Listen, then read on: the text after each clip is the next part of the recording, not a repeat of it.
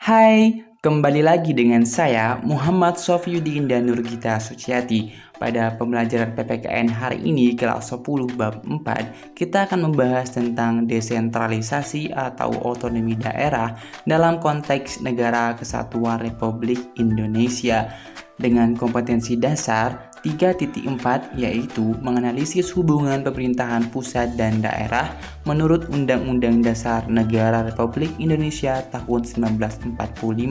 Adapun indikator pencapaian kompetensi, yang pertama menjelaskan pengertian desentralisasi, menjelaskan jenis-jenis desentralisasi, menyebutkan kelebihan dan kelemahan dari desentralisasi, menjelaskan pengertian otonomi daerah menurut para ahli dan undang-undang, menyebutkan landasan hukum otonomi daerah, menganalisis nilai-nilai otonomi daerah, serta menganalisis prinsip otonomi daerah dan prinsip penyelenggaraan otonomi daerah.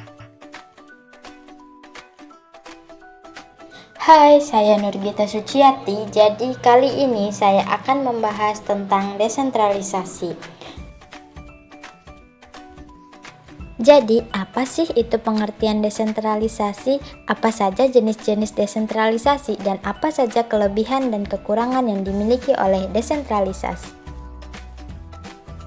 Menurut Undang-Undang Nomor 23 Tahun 2014 menyebutkan bahwa desentralisasi adalah penyerahan urusan pemerintahan oleh pemerintah pusat kepada daerah otonom berdasarkan asas otonomi. Lalu, apa saja sih jenis-jenis dari desentralisasi?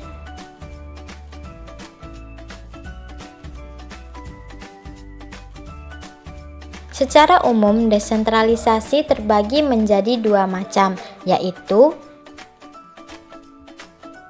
yang pertama, desentralisasi teritorial, yaitu pelimpahan wewenang dari pemerintah pusat kepada wilayah di dalam negara.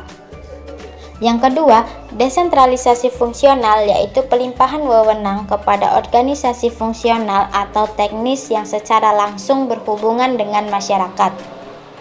Sementara menurut Amrah Muslim menyebutkan bahwa desentralisasi dapat dibedakan dalam 3 jenis. Yang pertama, desentralisasi politik, yaitu pelimpahan kewenangan dari pemerintah pusat yang meliputi hak mengatur dan mengurus kepentingan rumah tangga sendiri bagi badan-badan politik di daerah yang dipilih oleh rakyat. Yang kedua, desentralisasi fungsional, yaitu pemberian hak kepada golongan-golongan tertentu untuk mengurus segolongan kepentingan tertentu dalam masyarakat, baik terkait maupun tidak pada suatu daerah tertentu. Dan yang ketiga, desentralisasi kebudayaan, yaitu pemberian hak kepada golongan-golongan minoritas dalam masyarakat untuk menyelenggarakan kebudayaan sendiri. Kemudian, apa sih kelebihan dari desentralisasi? Kelebihan desentralisasi menurut C. In Hatfield 1. Menjadi landasan kesatuan kebijakan lembaga atau masyarakat. 2. Dapat mencegah nafsu memisahkan diri dari negara dan dapat meningkatkan rasa persatuan. 3. Meningkatkan rasa persamaan dalam perundang-undangan pemerintah dan pengadilan sepanjang meliputi kepentingan seluruh wilayah dan bersifat serupa. 4. Terdapat hasrat lebih mengutamakan umum daripada kepentingan daerah, golongan, atau perorangan. Masalah keperluan umum menjadi beban merata dari seluruh pihak. 5.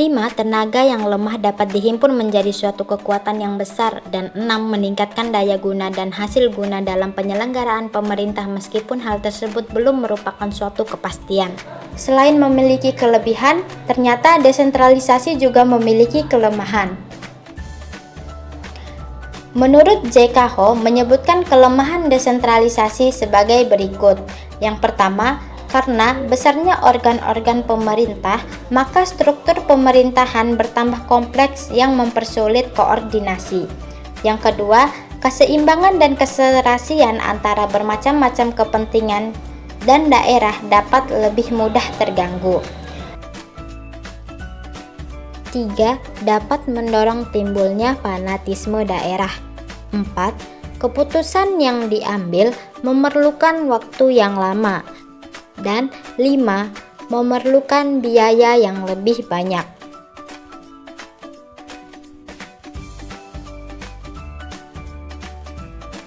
Hai, kembali lagi dengan saya Jadi kita akan membahas tentang otonomi daerah. Di sini ada yang tahu nggak apa sih itu otonomi daerah? Jadi, otonomi daerah salah satunya yang dikemukakan oleh Adang Syarifuddin yang mengatakan bahwa otonomi daerah sebagai kebebasan atau kemandirian tetapi bukan kemerdekaan, karena kemerdekaan yang dimaksud harus dipertanggungjawabkan.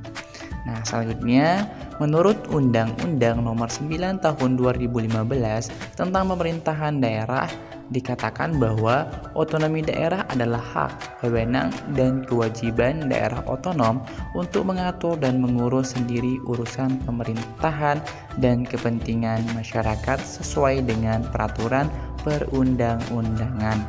Selanjutnya, landasan hukum dari otonomi daerah ini ada cukup banyak sih. Yang saat ini masih dipakai adalah Undang-Undang Dasar Negara Republik Indonesia tahun 1945 pasal 18, pasal 18A dan pasal 18B. 2. Undang-Undang Nomor 33 tahun 2004 tentang perimbangan keuangan antara pemerintah pusat dan pemerintah daerah. Selanjutnya, Undang-Undang Nomor 9 Tahun 2015 tentang perubahan kedua atas Undang-Undang Nomor 23 Tahun 2015 tentang pemerintah daerah. Di sini terdapat dua nilai dasar yang dikembangkan dalam Undang-Undang Dasar kita berkenaan dengan pelaksanaan desentralisasi atau otonomi daerah di Indonesia. Yang pertama ialah nilai unitaris yang diwujudkan dalam pandangan bahwa Indonesia itu tidak mempunyai kesatuan pemerintahan lain di dalamnya yang bersifat negara. Selanjutnya, yang kedua itu adalah nilai desentralisasi teritorial, yang dimana maksudnya adalah melaksanakan politik desentralisasi dan dekonsentrasi di bidang ketatanegaraan. Nah, di sini juga terdapat titik berat pelaksanaan otonomi daerah adalah pada daerah kabupaten atau kota dengan pertimbangan yang pertama itu adanya dimensi politik, dimensi administratif, dan dimensi kabupaten atau kota. Lalu, terdapat 3 prinsip otonomi daerah yaitu nyata, dinamis, dan bertanggung jawab. Prinsip nyata dalam artian otonomi secara nyata diperlukan sesuai dengan situasi dan kondisi objektif di daerah. Prinsip dinamis yaitu pelaksanaan otonomi selalu menjadi sarana dan dorongan untuk bisa lebih maju. Selanjutnya itu adalah prinsip bertanggung jawab, yaitu pemberian otonomi diupayakan untuk memperlancar pembangunan di seluruh pelosok tanah air dan penyelenggaraannya benar-benar sejalan dengan maksud dan tujuan otonomi. Selain itu, terdapat 5 prinsip juga dalam penyelenggaraan pemerintahan daerah. Prinsip pertama adalah kesatuan. Pelaksanaan otonomi daerah harus bisa memperkokoh negara kesatuan dan mempertinggi tingkat kesejahteraan masyarakat lokal. Kemudian prinsip real dan tanggung jawab. Pemberian otonomi kepada daerah harus merupakan otonomi yang nyata dan bertanggung jawab bagi kepentingan seluruh warga daerah. Yang ketiga, prinsip penyebaran. Asas desentralisasi perlu dilaksanakan dengan asas dekonsentrasi. Caranya dengan memberikan kemungkinan kepada masyarakat untuk kreatif dalam membangun daerah.